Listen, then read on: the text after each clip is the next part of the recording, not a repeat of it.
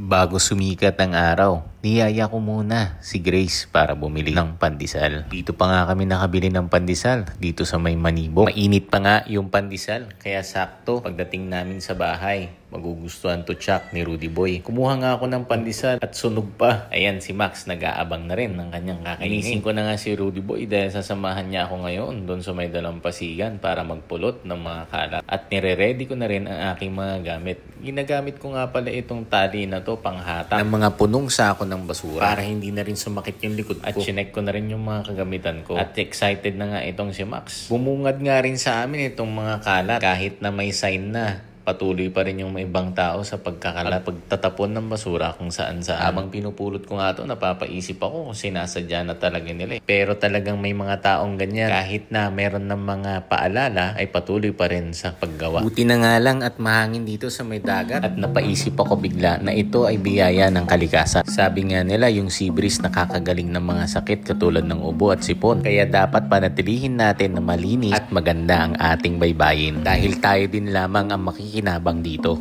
Naalala ko rin tuloy yung nire-recite namin nung grade school. Panunumpa sa watawat ng Pilipinas. Doon sa part na pinapakilos ng sambayan ng makadiyos, makatao, makakalikasan at makabansa. Bilang Pilipino, dapat hindi natin makalimutan ang mga yon. Kasama ang kalikasan sa mga dapat protektahan at pangalagaan. Kasama ito sa sinumpaan natin sa watawat ng Pilipinas. Bilang mamamayang Pilipino, dapat ay maging responsable din tayo. Pilihin natin malinis, dalampasigan, baybayin ng ating karagatan. Ngayong araw nga, halo-halong mga kalat ang aming napulot dito sa dagat. Shoutout nga pala sa mga umiinom dito. Isa nga sa napansin ko ay mga kantaromas.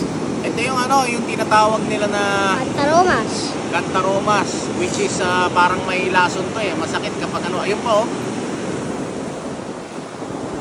ito yun nako. So imagine niyo yan, nandito sa may dito sa may dalampasigan to, maraming mga bata alam mo bang nakakatusok ng gulong ng sasakyan din. So how much more yung balat sa paa tapos dito lang siya yan ang gagawin natin dito. Ganito na lang yung gagawin natin dito, yung mga bawat tusok niya.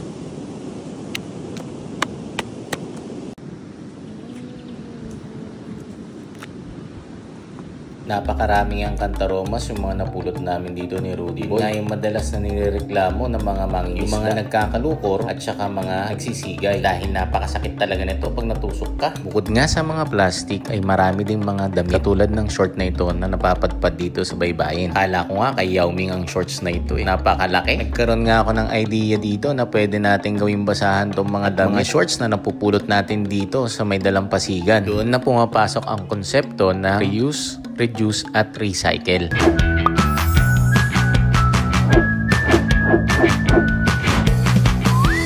Katulad nga ng mga plastic bottles na to, marami kang ang mga arts na magagawa dito. At katulad din ng mga rubber shoes na ganito. Ako napanood dati, ginagawa niyang laruan yung mga rubber materials. Tayo talagang mga Pinoy, natural sa atin ang pagkamalikhain. Dito nga, ipinapahinga ko muna yung likod ko. Gawa ng sumakit na, kakayoko at kakapulot ng mga basura. Habang nagpapahinga nga kami ni Rudy Boy, napansin namin na malapit ng umulan. Kaya naman binilisan na namin ang pupupulot ng mga kalat. Sabi ko nga kay Rudy Boy, kung gold lang tong pinupulot natin, napakayaman na natin. Dahil araw-araw talaga merong mga bagong basura dito sa may dalampasigan. Habang nagpupulot nga ako, nararamdaman ko na ang pagbagsak ng ulan. Nagmamadali na rin dito si Rudy Boy. Sinasabi niya sa akin na uulan na nga. Napansin din namin na nagsisimula ng mag-fog dito sa may baybayin. Kaya nga pinulot na namin ng mabilis ang iba pang mga kalat. Dali-dali na rin namin itong inilagay sa aming dalang sako. At habang tinatali ko nga yung sako natin, nag-video muna si Rudy Boy at nakita nga niya na malinis na dito sa may dalampasigan. Dito na nga nagtatapos ang aming video. Maraming salamat! At hanggang sa muli!